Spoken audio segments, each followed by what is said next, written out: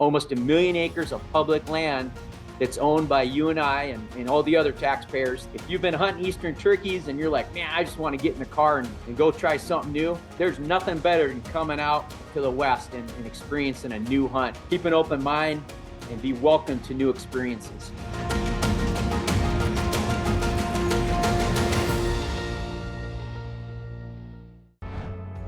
Here at Mossy Oak, one of our core philosophies is about time. We believe time will always be our most valuable asset, and one of our greatest blessings in life is the time we get to spend in nature. Now, it's not just our responsibility, it's our privilege to protect and nourish the wildlife and resources that make it all possible. A selfless commitment to give back more than you receive and leave things better for the future. That's what it means to be a gamekeeper.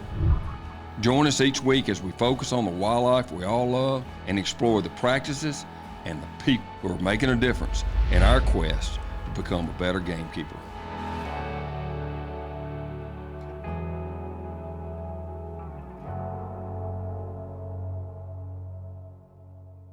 The Gamekeepers of Mossy Oak is presented by Tractor Supply Company for life out here and LS Tractor.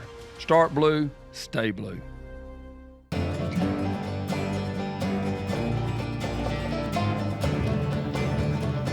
We're live in 3, 2, 1. All right, everybody, welcome to the Gamekeeper Studio. The last couple of podcasts, we talked about Osceolas and then we talked about Rios. Mm-hmm. So today we're going to talk about Merriams. Merriams. Which is the mountain turkey. Yeah, they're fascinating. Yeah, they are. We've got a guest that came highly recommended to us, and his name is Dr. Chad Lehman. Boom. There we go. Blow the horns for him. He's from South Dakota Game and Fish. He's a senior biologist, been there a long time. He's got roosted turkeys behind him. He is sitting in a ponderosa pine forest of turkeys right now. Good afternoon, Chad. Yeah, welcome to the Gamekeeper podcast. Well, thank you very much. I appreciate the invitation.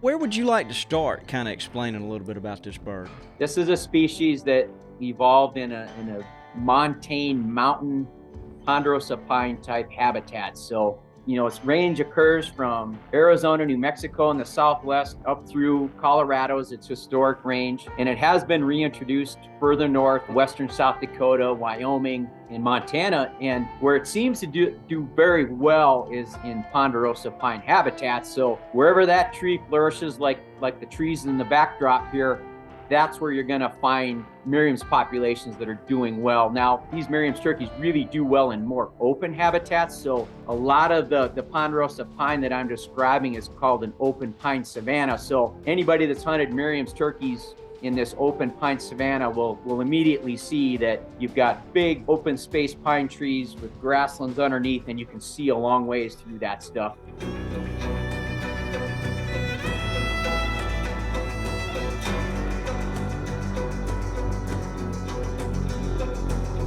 Well, when I think of South Dakota, I think of wind and kind of being cold. So I just wonder. It's only -8 here at my house right now. Wow, good.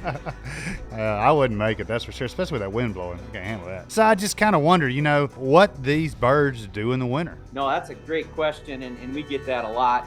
And one of the things we really prioritize as a state agency is winter food plots, and not only for turkeys, but obviously for deer and pheasants and other game birds. And in the Black Hills, we've got a different scenario. What they typically feed on in the wintertime is ponderosa pine seed. And in September and October of each year, these cones open up. There's a winged seed that comes out. And so these things flutter down to the forest floor. And what the turkeys do in the wintertime is essentially scratch in the pine duff, and they're feeding on these pine seeds. And that's their primary food source in the ponderosa pine habitats. And so the critical thing with that, though, is if you've got too much snow, typically we find in the literature and in our research, if it's over 9 inches of snow on the ground, they have a tough time digging through that snow and getting to the pine seed. And turkeys can go about 2 weeks without eating before they starve to death, depending on their body condition. Gosh, they're hardy. Yeah, no doubt about it. You got to think they're the hardiest species. That's a lot of work for a little seed. Yeah. Like that. Yeah. They can lose up to 40% of their body weight in 2 to 3 weeks. And it depends on the condition of the bird, obviously, going into that. If they're thin going into that, that's not good. It'll be less time. But scientists will tell you this, biologists study turkeys. When it gets like this, when it's 10 below and there's snow, they would actually prefer to sit in a tree most of the day and not move. Because energetically, it's more expensive to get down and burn all those calories when it's that cold looking for food versus just sitting and using that thermal layer that they got with all those feathers and just hunker down until it warms up. I mean, I've had radio colored birds, you guys, literally sit in one spot for 2 days when it gets like this and they won't move. I don't blame him. And that's an adaptation, obviously, for survival. So Bobby might have pulled the wool over my eyes. Will their beards freeze off? Will it get that cold? probably more related to their nutrition. So if it does start breaking and get brittle, they're lacking some kind of nutritional, probably a protein or something in their diet that would help them maintain that beard. But yeah, I've seen that in some birds that are nutritionally deficient, where their beards do break off. Beard rot. But yeah, I think Bobby was pulling the wool. Yeah, well, he did pretty, he does a good job of that. So the Merriams out there, typically you'll see them in the wintertime. They'll be in giant flocks, right? 100 to 200 birds is quite common in the winter for their wintering flocks. And, the gobblers typically will be in their main groups, separated from the hens and the jakes. But, I've seen even gobbler flocks, 30, 40 birds in a group out on the forest trying to make a living in the wintertime.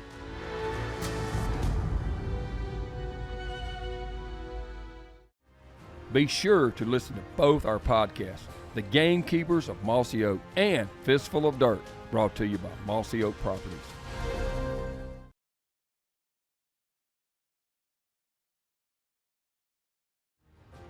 To learn even more, check out the Gamekeeper podcast library and specifically these episodes. Subscribe now and stay up to date and never miss an episode.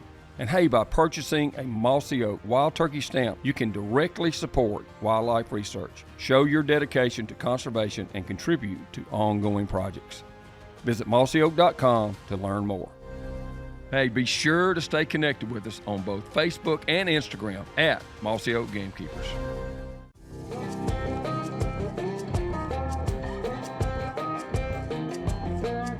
The Merriam, if you compare it to the Rio or the Eastern, is it a bigger body bird? And I've had my hands obviously on Eastern turkeys east of the Missouri, Merriam's out here, and there's no question they're a shorter bird, stockier bird. The average weight on our gobblers is about 18 pounds in the Black Hills. And if you compare that to our Easterns, typically they're going to be in the low 20s for an average weight on an Eastern gobbler that's 2+ years of age. And so they're definitely a little bit smaller. They're definitely shorter and stockier. You get your hand on an Eastern, the one thing you really notice when you look at them is the length, how long they are. So there's definitely a difference there in their body build for sure. I'll tell you one thing they have. They have the biggest feet of all of them. Is that right? And it has to be because of living in rocks and something. I don't know why their feet, their toes Got to hold are on so in the big wind, and too. swollen and thick compared to the Eastern turkeys. Way bigger feet. I don't think they have as thick or heavy of a beard either. Well, they don't. They have shorter beards. And I was wondering if that's genetic. We do see some Merriams out on the prairie when they get into some pretty good food, they can grow some big beards. So I think that's more driven by the habitats they're in. Right. When you're in a dry, almost desert type environment and you're trying to make it on ponderosa pine seed, you're probably not going to have as healthy of a beard as you would, an Eastern turkey that's in Eastern South Dakota that's living high in the hog on, soybeans, corn food plots and acorns. Right. And Yeah. I think a lot of that's just driven more by the food they eat. When you see a big Merriam strutting and they've got they're those beautiful. white tips Yeah, on, honestly, they I mean, are gorgeous. It's sacrilegious to say one is most beautiful, but boy, they are. I've looked at them and said that's the most beautiful of all the species, but it's just I don't want to compare that because they are all just an unbelievable work of art, like nothing in nature. We love them all. Anywhere from the Missouri River west, 99% of the time, if you're going to go hunt a bird, you're going to find that white tipped, that coloration that you're talking about there. And, So beautiful. Yeah, they are. and there's just something about that white tip that you see when they come to that full tail fan that I think that's what a lot of guys notice first thing. They're like, holy cow, look at that bird. It's just such a feathery white that looks like snow. It literally looks like snow. It's just, and mixed with still the same, most of the same, just iridescent, incredible colors of all our turkeys. It's pretty special.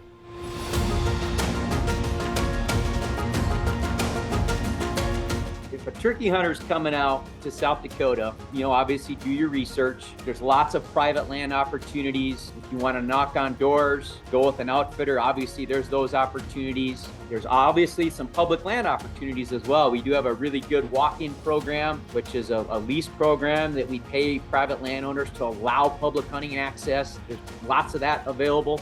And then, of course, you've got a lot in the west. We've got the Black Hills, which is almost 1 million acres of public land that's owned by you and I and all the other taxpayers that's available for folks to utilize. And if you've been hunting eastern turkeys and you're like, man, I just want to get in the car and go try something new, there's nothing better than coming out to the west and experiencing a new hunt. Keep an open mind and be welcome to new experiences.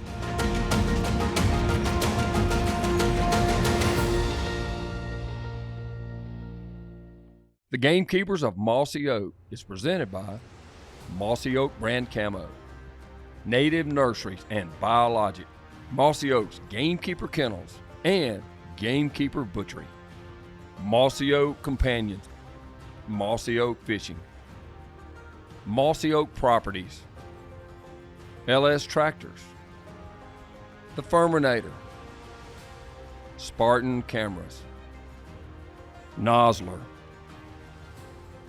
Loophole Optics, Moultrie Feeders, Duke Traps, Apex, Gamekeepers Magazine, and Gamekeepers Fieldwear. Also, Biologic BCP Deer Feed, available at Tractor Supply.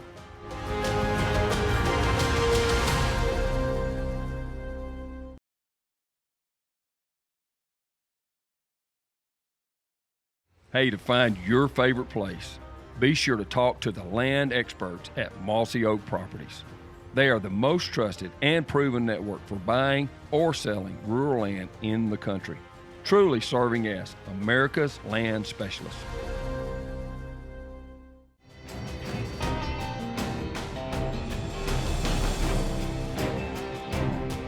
We've got a guest that came highly recommended to us. Let's get his name right this time. You always mispronounce everybody. I think I can get this one right. Actually, this is Dr. Dwayne Elmore. Right. Thanks for having me. I'm glad to be here.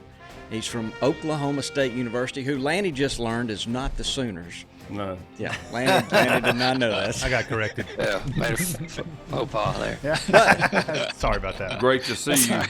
But Toxie, you'll get Good a to see kick you, out of Jake. this. He got his master's degree at Mississippi State University. Oh, Bulldog. That's There we go. right. Yeah, a lot of great folks there. And I actually got to hunt one day with your father. We dove hunted together with Rick Kaminsky out on Wow. some property. So that was a real treat. How I about enjoyed that a lot. Wow. Look at that. Small That's world. Cool. That is a small Yep. world.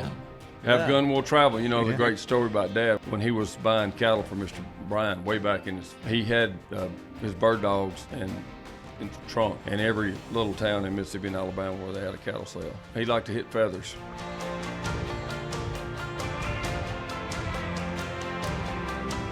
So, Dwayne, what I was hoping we could do is talk about Rios and come at it from a perspective of like you and your buddies are going to travel somewhere where there are Rios and hunt for 3 or 4 days.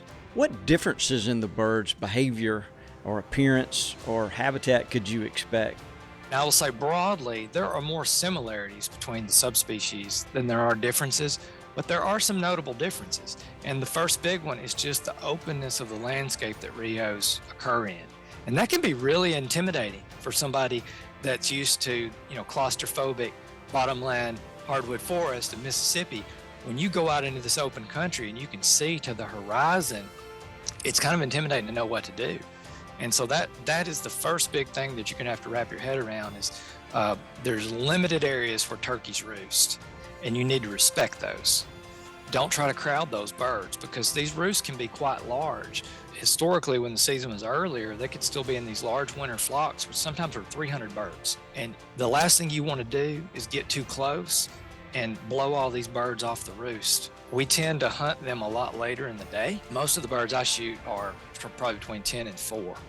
So kind of a lot more midday hunting. That's probably the biggest thing I can offer is This open country, the limitation of roost, they tend to concentrate, and it's really easy to mess that roost situation up. That sounds like some really good advice too. Yes, very. How many times do we have no luck and then strike one at 8 or 9 in the morning? Yeah, that's true. That's true. The first thing that kind of comes to my mind when I think about Rios is their gobble sounds a little different. If you put one in the hardwoods here in Mississippi, would they sound like an eastern? No. Well, Come on. I'm asking. No. I think there's several things going on. Probably there's some basic physiologic differences. What is certain is in these open landscapes, sound does carry differently. There's not much humidity, and that definitely affects the way sound moves. And that's another thing that hunters need to think about is if I heard that faint gobble out in western Oklahoma, that bird might be 2 miles away, but in Georgia, it was 250 yards away.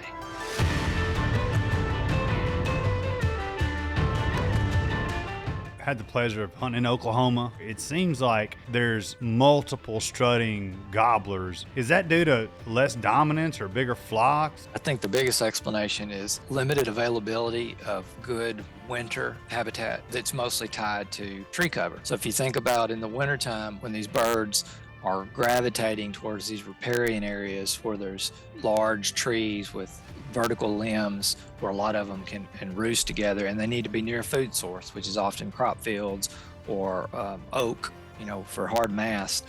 There's not a lot of that. And when you're catching them in the spring, when they're still breaking up, that's kind of the ghost of Christmas past. You're still seeing that behavior carry over into the spring where they've not fully broken up. It tends to concentrate birds more than you might see in a place like Mississippi where they can more spatially separate across the landscape.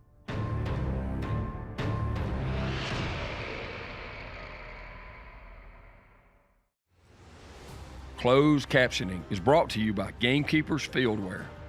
Discover our premium apparel at select sporting goods retailers or online at gamekeepersfieldwear.com. Subscribe to our Gamekeepers magazine or grab a copy at Bass Pro Shops, Tractor Supply, and Walmart.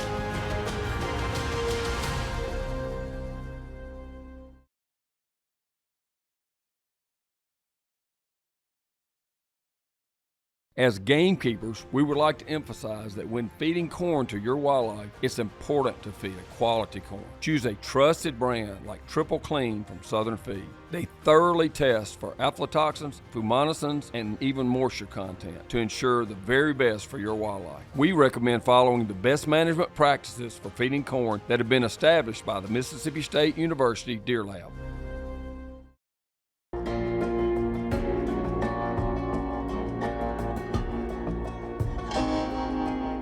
The few times I've got to hunt, Did you say few times you've hunted? the few times I've got to hunt Rios, Oh, okay. it seems to me the Rios wake up and they've already made up their mind which direction they're going to go. And if you're not in that path, you're just chasing them the rest of the morning. They often know where those hens are. They can hear them. They saw them go to roost, and they know where there's 7 hens. And your calling may or may not dissuade them from going to those 7 hens. So I think that's part of it. Just the openness of the landscape, the more concentration of the birds tends to make them a little more habituated to those spots where they can gather hens up in the morning. I've always felt like water had a big, in a really droughty year, but in Rios, especially in most of these droughty years, I mean, you think about it, they may have come from a long way, and then the first thing on their mind before breeding or anything else in the morning is probably getting some water, to survive almost. So wherever that is, if they're headed towards that, you better get in their way. Mm-hmm. One of the projects we did a couple years ago on Rios in western Oklahoma did what's called resource selection. That's basically a fancy way of saying, what is it that's driving turkey habitat selection? We found that the number one thing for Rios was trees. Because of the landscape we were working in, it only made up about 6% of the total landscape. Not too far behind was water.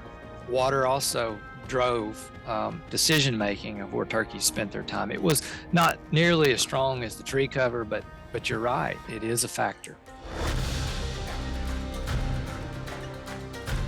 We just hit on that as like these big roost areas because the trees are at a premium, and Do you think that some of that is a little bit up from above cover, or is that just mostly for roosting purposes? Oh, I'm so glad you asked that. It's not just roosting cover. I think Right. that's an assumption that a lot of folks have. A lot of it is thermal cover. Yes. Yes. So we did a study a few years back, and we found that, I think it was something like 80% of all the telemetry locations, 80% of all the places where we detected turkeys was within 20 or 30 yards of trees. Most of the time, they stay near tree cover. And interestingly, that is particularly true in the heat of the day. And so we have seen this really strong relationship to air temperature and solar radiation, especially on sunny days when the sun's out, and their proximity to tree cover, where they almost stop moving during the heat of the day. You'll see a lot of movement in the early morning, looking for hens, strutting, feeding, and then as it gets hot and you start seeing that gular flutter, you know what I'm talking about, when they're trying to cool off, that tongue is moving, that means they're heat stressed. And that happens at about 85 degrees Fahrenheit. So it's cooler than you think. They start getting heat stressed. They're really vulnerable during that time because they're kind of tied to those few places on the landscape where they're not going to overheat and die. So thermal cover is very important to these birds. It's not just about roost cover. One study that I glanced at where you were talking about the orientation of a nest. When you think about where a bird is choosing to put a nest, they're spending a lot of time searching, trying to find a certain area to lay their eggs. And what we're finding, one of the factors in their decision making, places that have moderate temperatures. If an animal is going to have to spend 23, 24 days of its life more or less glued to a small spot where it's completely exposed to the environment, we put temperature probes in nests and in random spots on the landscape. The nests are always more moderate, cooler generally than the landscape as a whole.